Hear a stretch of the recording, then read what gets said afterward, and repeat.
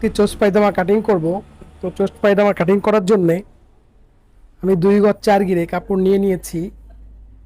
চোস্ট পায়জামার ঝুল হবে 41 এবং কোমরের বেল হবে 43 ইঞ্চি আর পার মোহরি হবে 10.5 ইঞ্চি। তো এর জন্য আমি 2 গজ 4 গিরে কাপড় নিয়ে নিয়েছি। তো আপনারা আমার ভিডিওটা ফলো করুন। ফলো করার সঙ্গে সঙ্গে আপনারা বুঝতে পারবেন যে 2 গজ 4 গিরে কাপড় দিয়ে 41 ঝুলের চোস্ট পায়জামা কীভাবে কাটিং করতে হয়।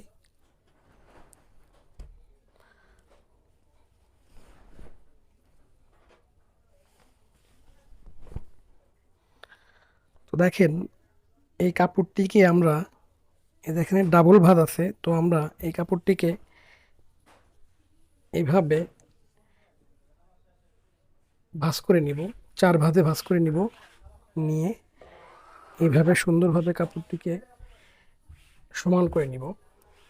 তো সমান করার পরে এখন মোট 6.5 ইঞ্চি বাদ দিব।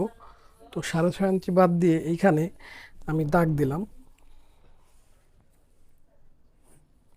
এখানে আমি দাগ দিলাম।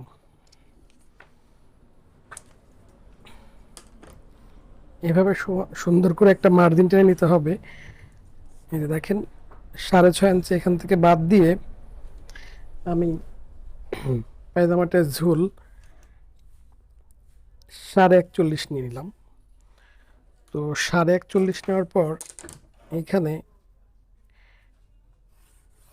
সেলাই মার্জিন দিতে হবে এবং এই নিচে আমরা যেহেতু 1 ইঞ্চি কাপড় মুড়িয়ে নিব, তো সেজন্য 1 ইঞ্চি পরিমাণ কাপড় বাড়তি নিলাম।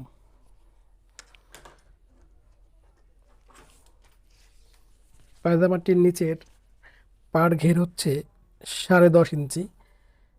এই দেখেন, আমি 10.5 দাগ দিলাম, এখান থেকে বাড়তি নিলাম 1 ইঞ্চি। এখন আমরা পায়জামার হাই হাই নিব। তো হাই নেওয়ার জন্য এখান থেকে 6.5 ইঞ্চি বাদ দিয়ে আমরা এখানে হাই নিব হচ্ছে 31 ইঞ্চি। তো 31 ইঞ্চি হাই নেওয়ার জন্য, তো এই যে দেখেন আমি 15.5 দাগ দিলাম। এখন 15.5 দাগ দিলাম, দেওয়ার পর এখন একটা মার্জিন দিয়ে দিব। তো এখন এদিক থেকে এই কাপড়টির এদিক থেকে 1.5 ইঞ্চি বাদ দিব আমরা। 1.5 ইঞ্চিতে একটা মার্জিন দিব। এইভাবে শেপ কাটটি ধরে এইভাবে মার্জিন দিব। তারপর এই যে দেখেন, এইখান থেকে রাউন্ড দিব। তো এই শেপ কাটটি দিয়ে এইভাবে রাউন্ড দিয়ে নিতে হবে। এই যে দেখেন, সুন্দরভাবে এভাবে ধরবেন, এইভাবে এইভাবে এভাবে রাউন্ড দিয়ে নিব। তো এইখান থেকে যেহেতু টিপ বোতাম হবে, টিপ বোতামের জন্য আমরা 4.5 ইঞ্চি পরিমাণ দাগ দিয়ে নিব। তো এখান থেকে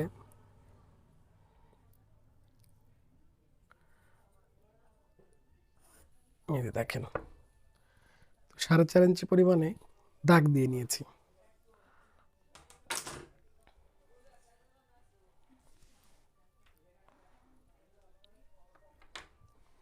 এখন এই যে দাগ অনুযায়ী আমি সুন্দরভাবে, আপনি দেখেন,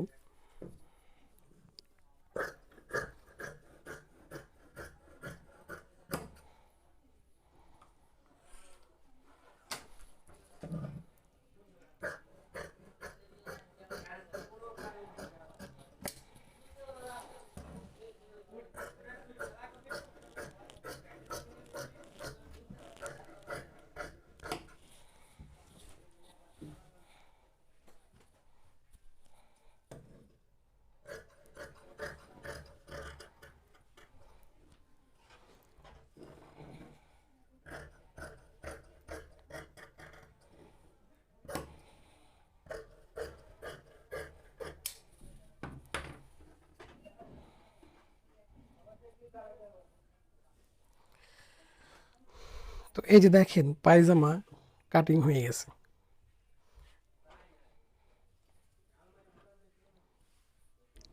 এখন আমরা পায়জামার কোমরটিকে কাটিং করব। তো সেজন্যে এইখান থেকে আমরা 8.5 ইঞ্চি কাপড় নিব।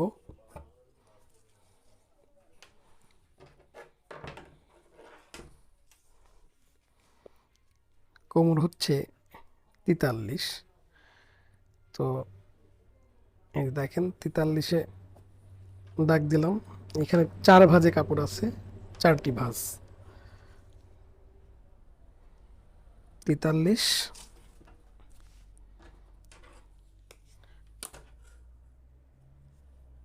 সোজা করে একটি দাগ দিয়ে নিব।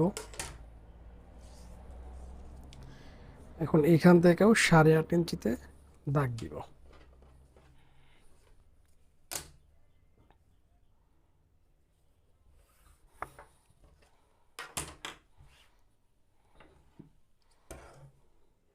এখন এই দাগ অনুযায়ী সুন্দরভাবে কাটিং করব।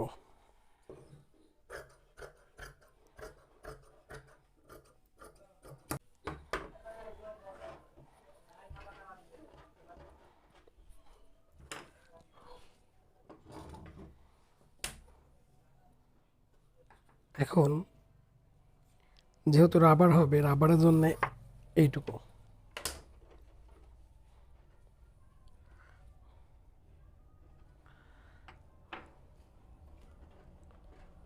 তো আশা করি আপনারা বুঝতে পারলেন যে সোস পায়জামা কীভাবে কাটিং করবেন। তো আজকের ভিডিও এ পর্যন্তই। পরবর্তী ভিডিও দেখার জন্য আমার চ্যানেলটিকে সাবস্ক্রাইব করুন।